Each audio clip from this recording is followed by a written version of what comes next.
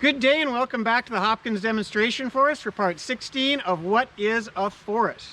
Now it's been about 3 weeks since I made a video, and if you recall back, I think it was video 3 and 5, was talking about some of those biotic and abiotic factors, the living and the non-living. Well, the 3-week delay was because one of those non-living factors that help shape and are part of our forest. Now those non-living factors, remember, they were things like the minerals, the rocks, the water, the sunlight. But there's also some things they can come in a little differently. That water, ice, snow, heat, not just from the sun, but fire. Well, I'm down here on Little Buckner Creek behind me. If you can see, the sun is shining. It's pretty bright, usually not so much sunlight down here. But behind me is a forest that had about 1.5 inches of ice.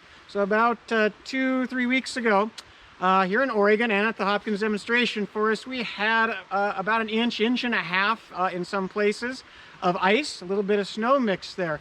And that weight, that freezing rain event that we had, it happens, not very often on this level, looking up maybe 30 to 40 years was something that I found, but they can come in waves, but when they do, they're very impactful on a forest, and this can happen across a broad area. So there's many acres here at Hopkins. 140 acres was pretty heavily impacted across the landowners, across the creek, obviously very heavily impacted, but it stretched across Oregon for many miles. Don't know specifically, but there's a good 100-200 mile stretch where that ice event affected, and some areas got hit pretty hard.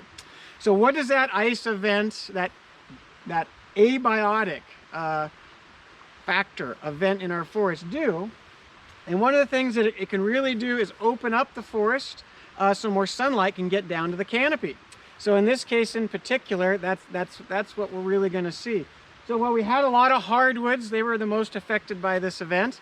A lot of small branches, you can think of as a pretty heavy pruning might have happened. Some trees were toppled and came over. A lot of the smaller suppressed trees who may not have had a very robust root system, but those larger dominant ones, some also were affected, but they have a lot stronger structural support going down to the roots because they are more healthier and the stronger dominant species.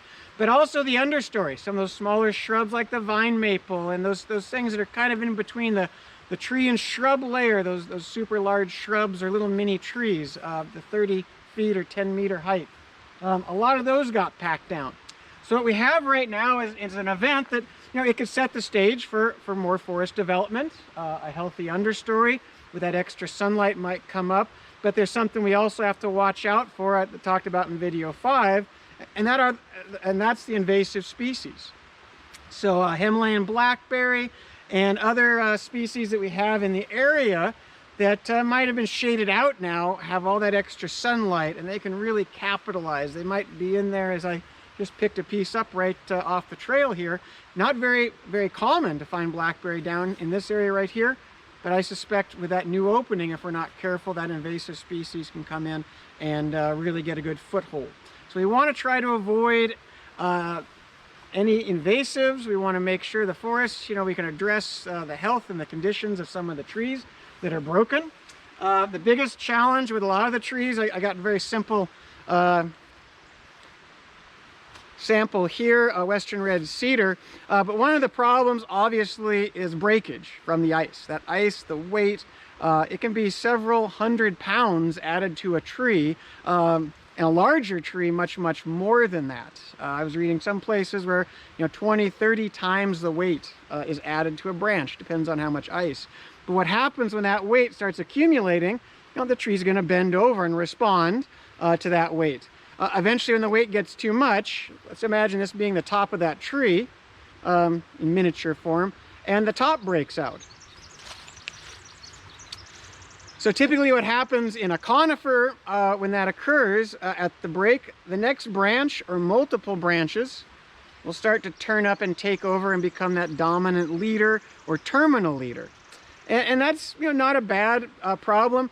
The challenge we ran into with this ice storm is the breaks came down and really a lengthy fracture in the top of the tree. So when that new leader takes over, especially these smaller tops where the break was, there's not a lot of wood. There's not a lot of fiber. That connection of that new branch coming over is going to be rot, and potentially in the future another ice event, 10, 20, 30 years, or snow or wind, could eventually break off.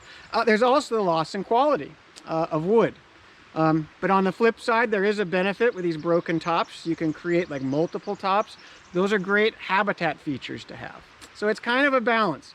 When you have this much ice, that much down materially in the forest, other concerns arise, like we just had 6 months ago, a level 3 evacuation, because to our east, thousands, over 100,000 acres of forests were burning, and this area was evacuated. So 6 months ago, we were under an evacuation order, intense smoke.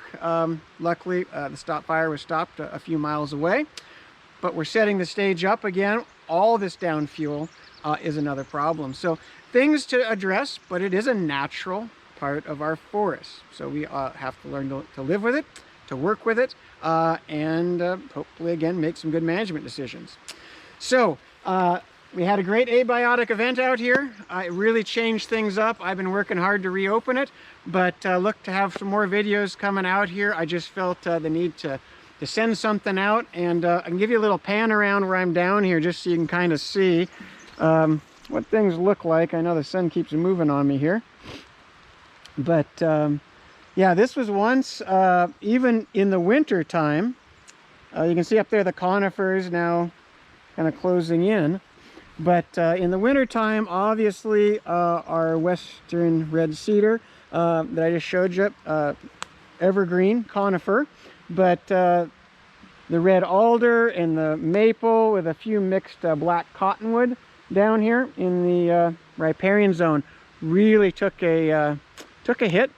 Lost quite a bit of branch, a lot of pruning, but come the spring, they'll start blooming, resprouting from those breaks, and we're going to get some infilling in that understory. Some of those shrubs that have been hanging out, waiting for some more sunlight to emerge and become more abundant. So with that, hope to see you very soon. Want to continue on. I've been working on a virtual field experience to do some timber cruising, but look for more of that to come as we clean up out here and dig out. Hopefully if you're on the west coast, you survived that ice storm, and hope to see you out here real soon. Thanks a lot.